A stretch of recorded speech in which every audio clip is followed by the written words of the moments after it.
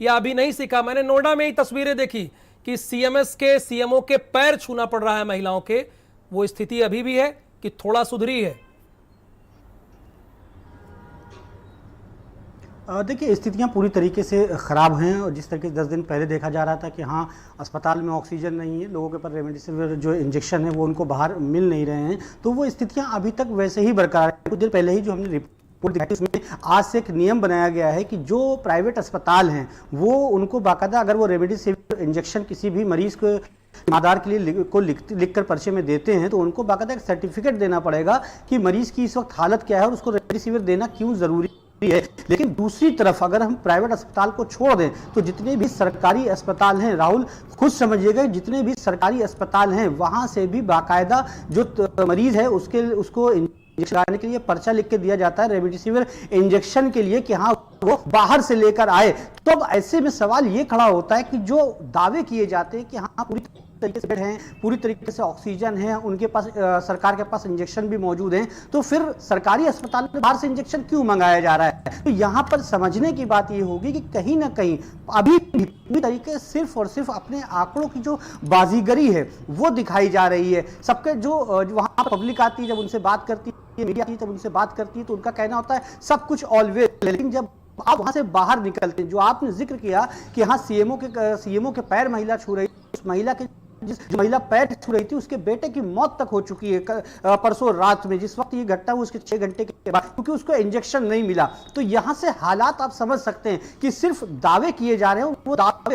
ये कह सकते हैं खोखले दावे। और जो नोएडा के सीएमओ हैं दीपक ओही, जिस तरीके से वो झूठे दावे करते हैं, शायद यही वजह है कि उन झूठे दावे खोखले वादों की वजह से आज इस हद तक इस मुहाने पर हम पहुंच गए हैं कि आज भी हमारे पास मरीजों के लिए बेड नहीं है, ऑक्सीजन नहीं है। यहां तक जब करीब 4 दिन पहले जब डॉक्टरों ने मुखर होकर बोलना शुरू किया था कि हाँ उनको सप्लाई नहीं मिल रही है, तो सूत्रों की माने तो बाकायदा डॉक्टरों को भी धमकाया गया है, अस्पताल प्रबंधन को भी धमकाया गया कि हाँ आप खामोश रहिए, आप कुछ बोलिए ना। और एक चीज ये दानिश कहते हैं कि डंडे के बल पर इस महामारी से लड़ने की। जी, एक चीज मैं आपसे ये जानना चाह रहा हूं कि क्या नोएडा में कोई भी इतना बढ़िया और अच्छा अस्पताल नहीं है कि यहां पर एक विधायक एडमिट होता है तो उसको लगता है कि यहां इलाज अच्छा नहीं हो रहा है, उसे दिल्ली के किसी हॉस्पिटल में एडमिट करा दिया जाए? ये तो अपने आप में बतला रहा है ना कि पूरे नोएडा में क्या व्यवस्था है। देखिए ये बात आपकी सही है, नोएडा में अच्छे अस्पतालों की कमी नहीं है। नोएडा में अगर देखा जाए तो देश भर से लोग यहाँ पर अपना इलाज कराने आते हैं, लेकिन जब हम कोविड के मरीजों के ऊपर आते हैं, कोविड के मुद्दा पर आते हैं, तो यहाँ पर सबसे बड़ा अगर हम अंदरूनी की बात माने तो बहुत से ऐसे डॉक्टर हैं जो प्राइवेट अस्पताल में काम करते हैं, सरकारी अस्पताल में काम करते हैं, लेकिन जब कोविड वार्ड में उनको जाना होता है तो वहां पे वो नर्सों को भेजते हैं। यानी ये कह सकते हैं कि जो वहां के हालात होते हैं कोविड वार्ड के वो खासा बदतर होते हैं। यहाँ तक बहुत से ऐसे हमारे पास फोन आते हैं कि जो प्राइवेट अस्पताल है, जो वार्ड है, पूरे वार्ड जो है सिर्फ और सिर्फ वहां के जो नर्सेस हैं उनके भरोसे कर दिए गए हैं, जो वहां पर जो है जो लोग देखते हैं उनके भरोसे कर दिए गए।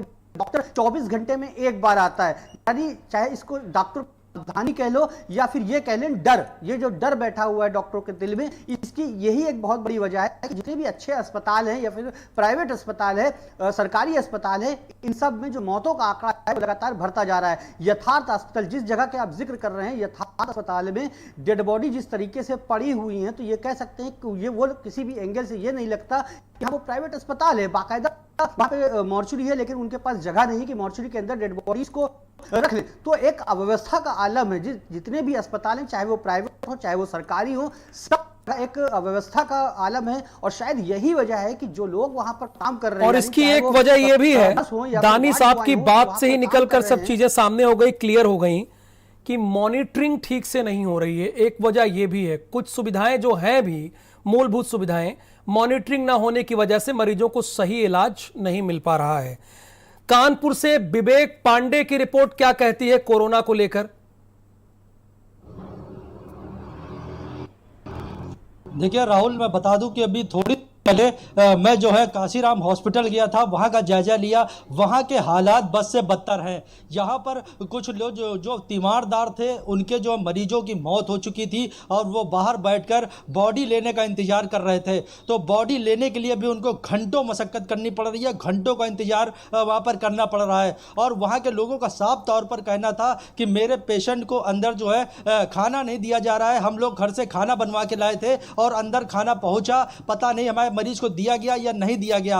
अंदर का कोई भी अपडेट नहीं दिया जाता है। हम लोग बाहर बैठे रहते हैं। किस तरह के हालात हैं, मरीज को किस तरह से दवाइयां दी जा रही हैं, किस तरह से उसका इलाज किया जा रहा है, किसी भी प्रकार की कोई व्यवस्था बाहर नहीं देखने को मिल रही है। तीमारदारों पर खास तौर पर वहाँ पर रोष था। अगर बात करी जाए कानपुर की, तो कानपुर में कहीं ना कहीं इस कोरोना को लेकर त्राहिमाम मचा हुआ है। इस आपदा में लोग अवसर तलाश रहे हैं। बात करी जाए तो यहाँ पर महंगाई चरम सीमा पर पहुँच गई है। जैसे डॉक्टरों का बीमारी में नींबू का जो है सेवन ज्यादा करना चाहिए, तो नींबू का रेट जो है आसमान छू रहे हैं। इस तरह से जिस तरह पर यहाँ एम्बुलेंस चलाई जाती है, ऐसे अभाव में या इस तरीके की एम्बुलेंस वालों को जो है साथ देना चाहिए लोगों का, तो डबल कीमत पर एम्बुलेंस यहाँ पर दी जा रही है। एम्बुलेंसों को रेट बढ़ते चले जा रहे हैं। बहुत सारे ऐसे पेशेंट हैं जिनको एम्बुलेंस मिल ही नहीं रही है, तो वो कहीं ना कहीं अपने साधन से अपने मरीज को या बॉडी को लेकर पहुंच रहे हैं। तो बहुत सारी ऐसी जो है व्यवस्थाएं निकलकर सामने आ रही हैं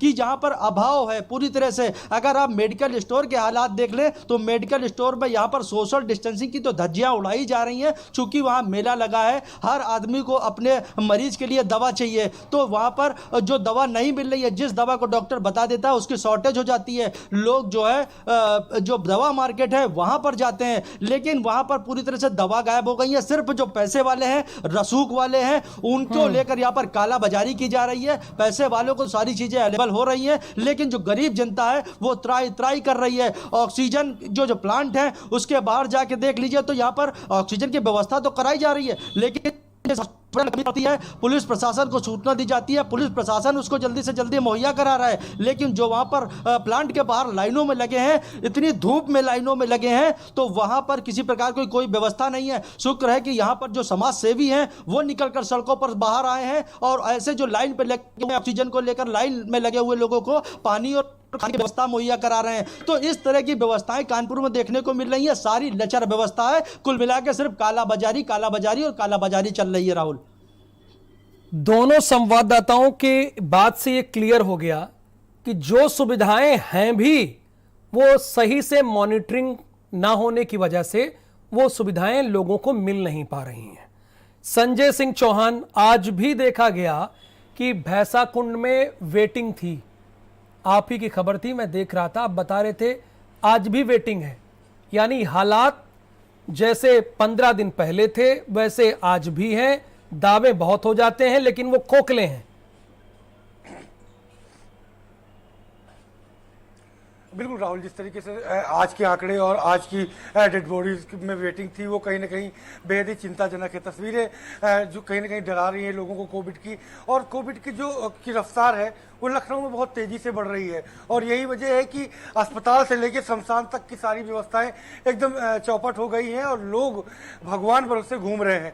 अगर लखनऊ के अन्य जगहों की बात करें तो लोहिया में जिस तरीके से लगातार एम्बुलेंस की जो कमी है वो देखने को मिल रही है, क्योंकि एम्बुलेंस लखनऊ में जो है वो 56 एम्बुलेंस के सहारे कोविड के मरीजों को लाना ले जाना किया जा रहा है। इस वजह से डेड बॉडी हो या तमाम नए पेशेंट, उनको एम्बुलेंस नहीं मिल पा रही है। ऑक्सीजन की आपूर्ति के लिए सरकार के आला अधिकारियों ने अभी कुछ ही देर पहले एक बार फिर से दावे किए और उन्होंने कहा कि जमशेदपुर से ऑक्सीजन की आपूर्ति की जा रही है, बोकारो से आपूर्ति हुई है, लेकिन जो आपूर्ति हो रही है वो आखिरकार जा कहाँ रही है, किन जगहों पर जा रही है और किस फ्लो पे जा रही है, जिससे आम लोगों को नहीं मिल पा रही है।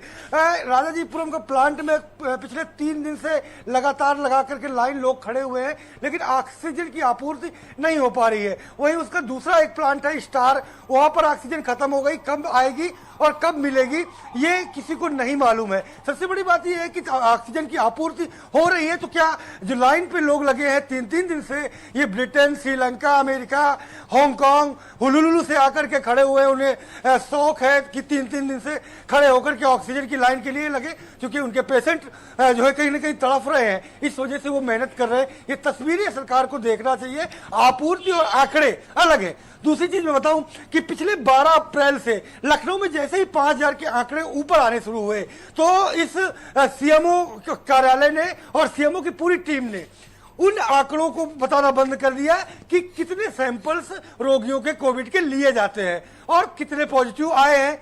ये आंकड़े बताने बंद कर दिए गए। पिछले 12 अप्रैल से राहुल जी मैं बताऊं, आज तक वो आंकड़े नहीं दिए गए। दूसरा आंकड़ा दिया जाता था कि कितने कोविड पेशेंट को बेड अलॉट किया गया, वो पूरी सूची जारी की जाती थी, लेकिन वो भी गायब कर दिया गया, क्योंकि न तो ये बेड दे पा रहे हैं, आंकड़े लखनऊ के लगातार बढ़ते जा रहे हैं, लेकिन उनको कम करने की जिम्मेदारी सीएमओ और सीएमओ की टीम के कंधों पर है, तो वो आंकड़े 12 अप्रैल से बताना बंद कर दिया गया। ऐसे में लखनऊ के संक्रमण की दर जो 18% थी 12 अप्रैल के पहले, अब किस फीसदी पर है, कितने प्रतिशत संक्रमण दर तेजी से बढ़ रहा है, उसे आकलन कर पाना मुश्किल हो रहा है। ऐसे में यह कहना गलत नहीं होगा कि सीएमओ लापरवाही के लिए टॉप नंबर 1 तो है ही है, फोन ना उठाने पर टॉप नंबर 1 तो है ही है, लेकिन अब लोगों की जान के साथ खिलवाड़ करके, आंकड़ों की चोरी करके लोगों की जान के साथ खिलवाड़ भी कर रहे हैं। तो ये आंकड़ेबाजी लगातार लखनऊ में चल रही है, वो चाहे शहरी इलाका हो या ग्रामीण इलाका हो। बहुत शुक्रिया संजय सिंह चौहान, विवेक पांडे और दानिश आपका इस रिपोर्ट के लिए। कोरोना की वजह से मेरठ की जो तस्वीरें सामने आ रही हैं वो हैरान करने वाली है। मेरठ के ग्रामीण इलाकों में